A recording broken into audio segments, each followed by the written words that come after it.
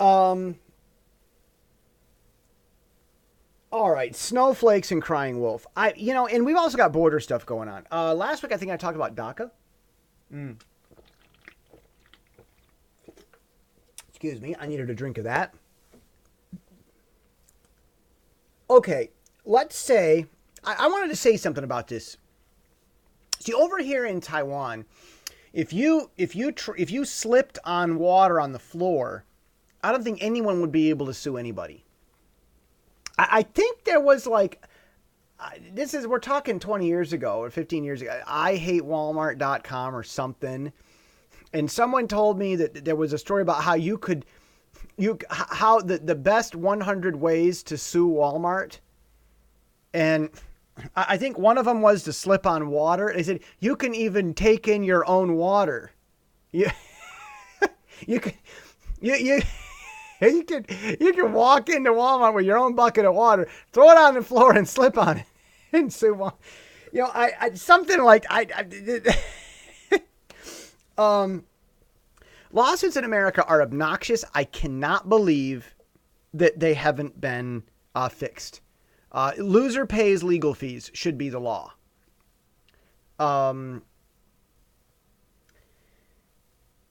If we did that, if loser paid legal fees,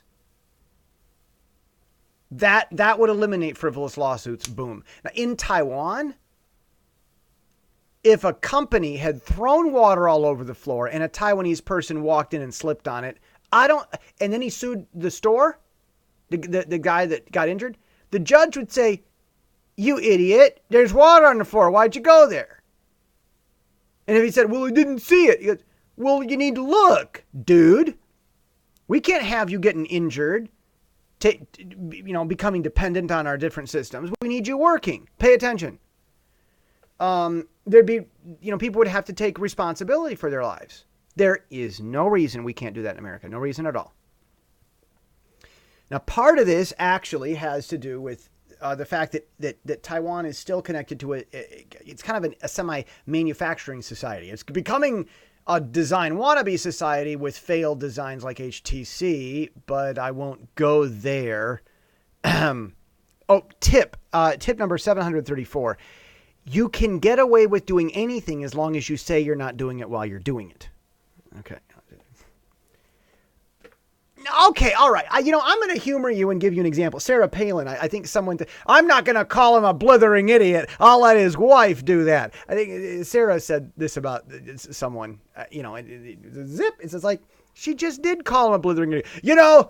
I could say that these people are very stupid and probably mentally disabled, but I won't say that. I won't. Okay, he just did say, Trump would employ this one also. I'm not quoting him. That was totally made up, but it sure did sound like him, didn't it? Okay. All right. Okay. So, this is part of humor, because if you say it and then you say exactly what you're not going to say, which you said anyway, it's kind of like saying, don't think about the color pink. Don't say pink. It's like, well, you said it. So there's a little bit of reverse psychology, a little bit of antithetical stuff by attacking a problem. You're actually promoting the problem. A lot of people don't get this. The Kevin Spacey thing and all this sexual predator or whatever not. Dude, by complaining about it in public like this, by going after Kevin Spacey for purportedly being too handy at a bar, and yet it's not just that. It's all the other stuff he's done. Going after Kevin Spacey? They should be going after Clinton. Both the man who done it and the woman who covered it up when he wouldn't cover up. So, anyhow, by saying something and saying you're not doing it, you're doing it anyway. So where was I? Okay, responsibility. Yes. So Taiwan is a semi-manufacturing society. I was talking with my friend the other day about how Taiwan doesn't have a princess and the pea complex enough to design excellent stuff. If you kind of know what I mean, sort of, maybe like it was like an hour conversation. Well, okay, I was in the conversation. Strike that. It was about an hour-long monologue. But it's like, well, no, it wasn't, but 3 weeks ago that I was up on my loft, taking a nap when a cockroach peed on the floor below me, like down half a floor. And I smelled the cockroach pee and it woke me up. That's when I got mad and went and got the cockroach killer. They've been dying the cockroaches have been dying like dying cockroaches. So I told my mother about this.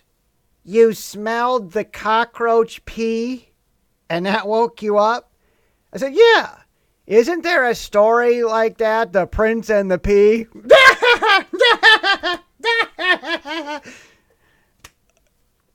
Look, if you live in a manufacturing society, the judge is going to laugh at you if you try to sue someone for having a dangerous place, because most people or many people or enough people work in factories that people are used to taking extra responsibility for dangerous work situations.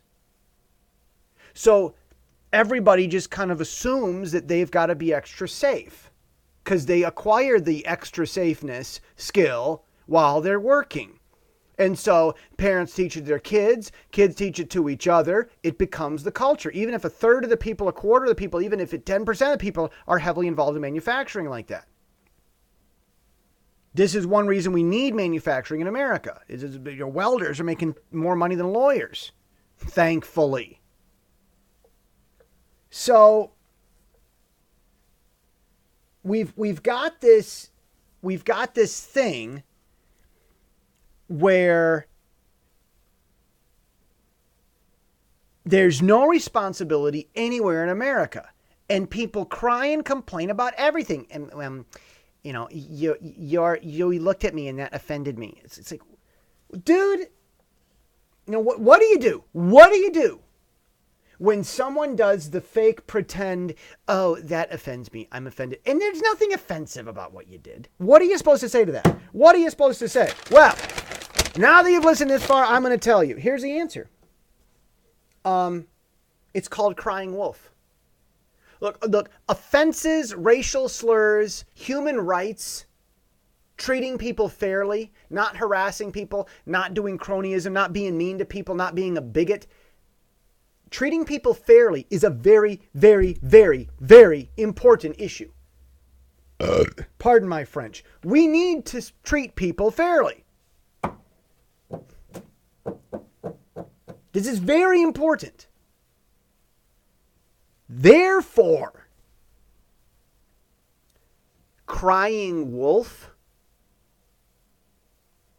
threatens to undo a very, very important alarm about a very, very, very important issue. If someone's going to say, oh, that offends me, and it's not an offensible thing, that person is creating more injustice for people elsewhere, because by raising this big fat alarm when it's not necessary, they are watering down the meaning of the alarm. If big, big, big emergency is, I looked at your face, what are we going to do when someone tries to enslave 100 people and then kill them the next day? We've already squandered the biggest emergency sound on looking at someone's face. Someone's born a boy and he decides that he's a girl this afternoon. And according to some laws, even though it's just this afternoon, we've all got to call him a girl. And so the teacher's like, I'm not going to play this game. We're here to learn. You're John. That's what your birth certificate says. I'm going to call you what your birth certificate and your state ID says. Okay, you're John and you're a boy. None of this I'm a girl today stuff. That offends me. Go to the mattresses, call Congress. If that's the biggest, highest level emergency, which is what it's being treated as, If that's going to be an emergency, people are going to stop listening to these so-called emergencies. And then when there really is an emergency, no one's going to listen. It's called crying wolf. And next time someone tells you that you offend them because of, you being normal in how you've behaved forever or whatever, because of some little tiny thing, that's the response to give them. See you tomorrow.